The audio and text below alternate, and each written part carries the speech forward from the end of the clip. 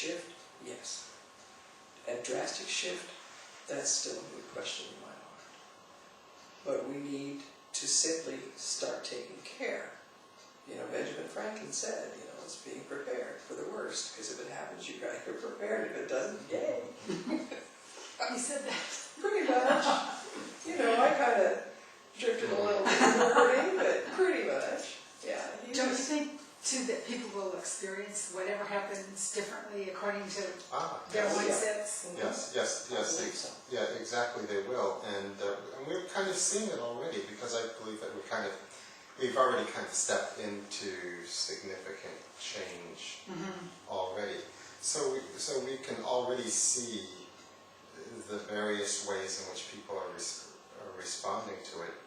I think that there's been a lot of, I mean, just in my practice, of course, I've seen a lot of distress over the shifts and changes and such.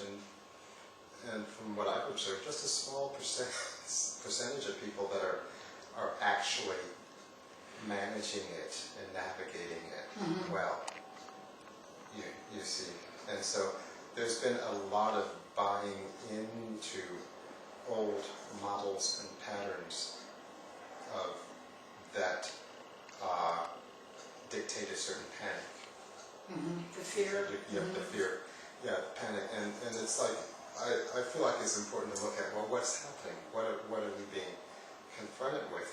And I think, just my opinion, is that what we're seeing here, really for the first time in a very, very, very long time, is the shift of an age, more than just an era. We're seeing the shift of an age in which even physiologically we are being obliged to be different. You see, we have to have different bodies, and I think it's interesting when you think about it and kind of run with it.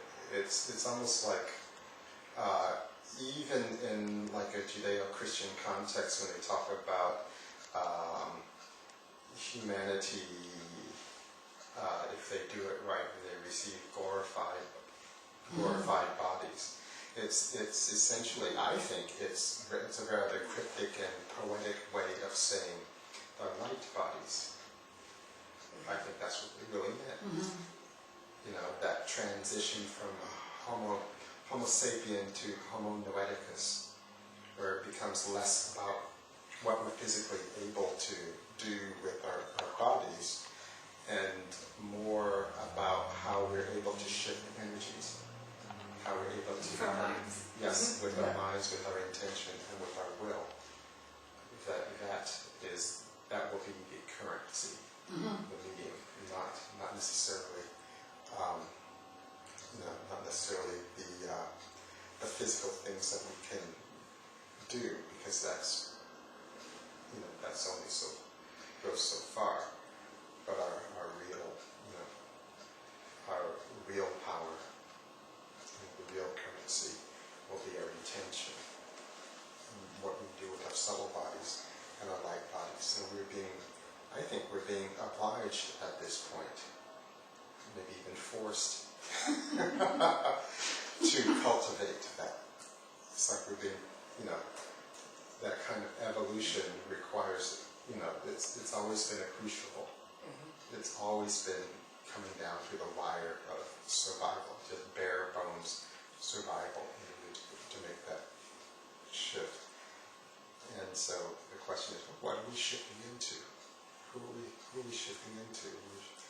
We're shifting into very, very powerful, energetic beings.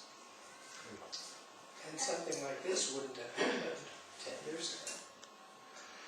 The fact is, people's minds are opening up to the fact that they can go further than just what the physical body does, that they can go into what the mind and the spirit can do.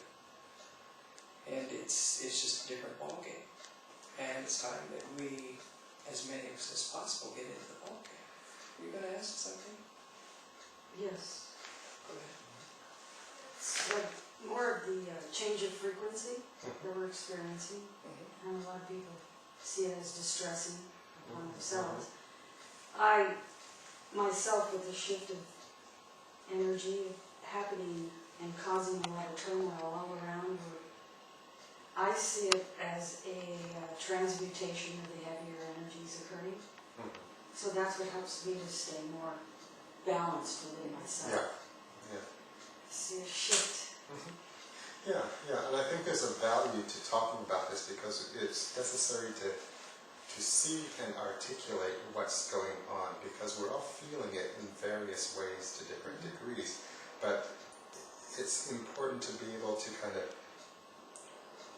take notes to say it out loud so that we don't feel alone when we're the only one who is having to shift and navigate new energies, new realities. We have to admit that it's true, admit that it's actually happening, you see, so that we all get up kind of on the same page. And I think it is true. It's like one line of thought, indulge me for a second. One line of thought is when we look at that which is truly of value, traditionally of value, all right. We are, value is exchanged between people, and in an old sense they would barter. Okay, so I would do this for you and you do this for me. So it's like very grounded in our bodies, like what we could do for each other. And then we got like a higher vibration. We developed a higher vibration of this kind of exchange using money. So we got these symbols, magic paper with symbols on it to exchange. So, and we called the money currency. So there was a current. Look at the language, the integrity of the language. Okay, we established an agreed upon current between each other to transmit and transport value. Okay, so we had a currency.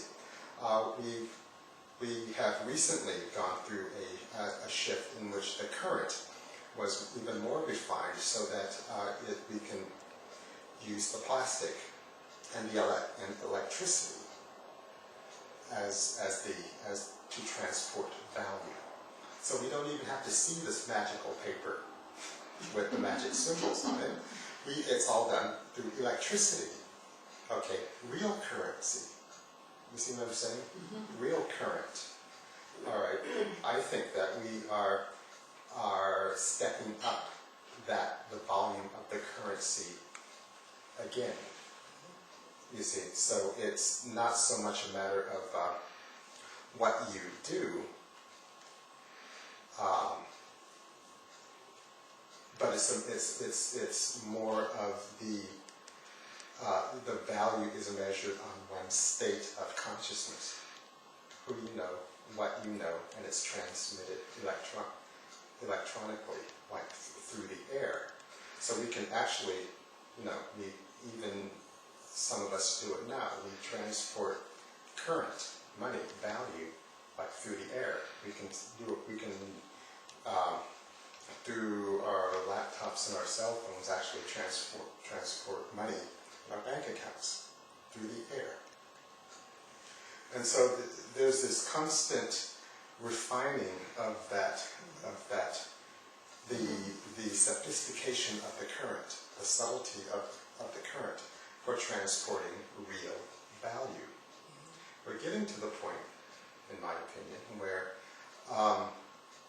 we won't necessarily need the laptop or the cell phone to transport currency. You see, and so we are simultaneously, as that becomes a possibility, something that we can even fathom, the old concrete structures that managed currency and value have been collapsing. You see, the old structures that these very these very heavy and cumbersome ways of transporting value of it.